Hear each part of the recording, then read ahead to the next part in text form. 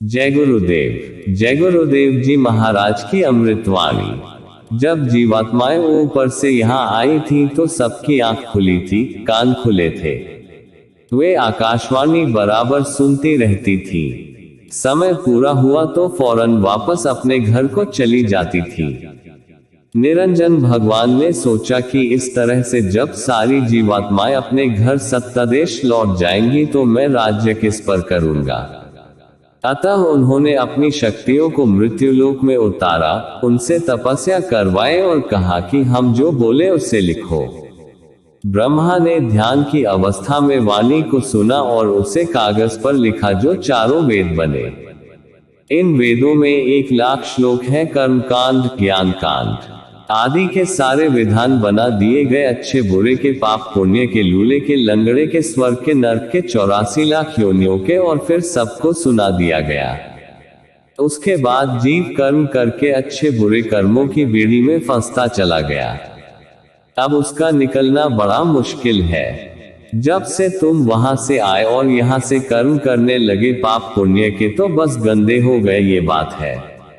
अब उसी की शुद्धि सफाई हो जाए, मन बुद्धि चित्त अंतःकरण और जीवात्मा निर्मल हो जाए तो अपना घर पुनः प्राप्त हो सकता है।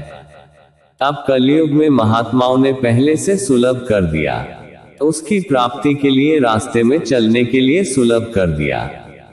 सबके लिए भजन सहज, ध्यान सहज, सुमिरन सहज, सुरत जीवात्मा को शब्द नाम के साथ जोड़ना सहज है। पहले ऐसा नहीं था। पहले लोग योग करते थे, प्राणायाम करते थे। वो काम स्त्रियों से हो नहीं सकता था। कोई संयम से रहेगा वो कर सकता था, सबसे वह भी नहीं हो सकता था। अब ये भजन सबसे ऊंचा से ऊंचा सीधा रास्ता, सरल सहज, इसे स्त्रियां भी कर सकती हैं। तो आपको ये याद कराया जा रहा है कि घर, खेती, दुकान, दफ्तर के काम करो और साथ ही हर रोज भजन भी करो। और देखो, किसी राजनीति में मत पड़ो। जो राजनीति में पड़े वो सत्संग से अलग हो जाए। वो सत्संग लायक नहीं है, वहां दल है, झूठ है, छल कपट, धोखा है।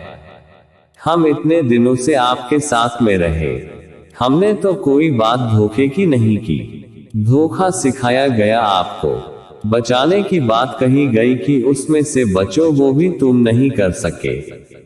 वो सत्संगी नहीं है, उसके अंदर सत्संग का कोई भाव नहीं। भेष तो कोई भी बना लो, लेकिन कर्म अच्छा करो। तुम टाट पहन लोगे और कर्म करोगे ओछा नीच कर्म, तो तुमको कौन कहेगा कि भजन करते हो। कोई नहीं कहेगा भजन करो शुद्ध साफ होकर के, नहीं तो मैं बताए देता हूं कि सजा मिलने ही वाली है। अब पीछे मत कहना, और पीछे आपकी कोई सुनवाई नहीं होगी। सजा मिलने ही वाली है और वो सजा देने वाला है। हम तो कुछ नहीं करेंगे, हमको कोई श्राप नहीं देना, लेकिन मैं उसकी तरफ से कहता हूं कि आपको समझा दीजिए, नहीं तो उसका डंडा बच जाएगा। हमेशा होशियार रहो। दिन में काम, शाम को बच्चों की सेवा, उसके बाद भजन। स्त्रियां भी भजन करे, पुरुष भी करे। जब माँ बाप करने लगे तो छोटे छोटे बच्चे अकेले अकेले सीखने लगेंगे। जय गुरुदेव।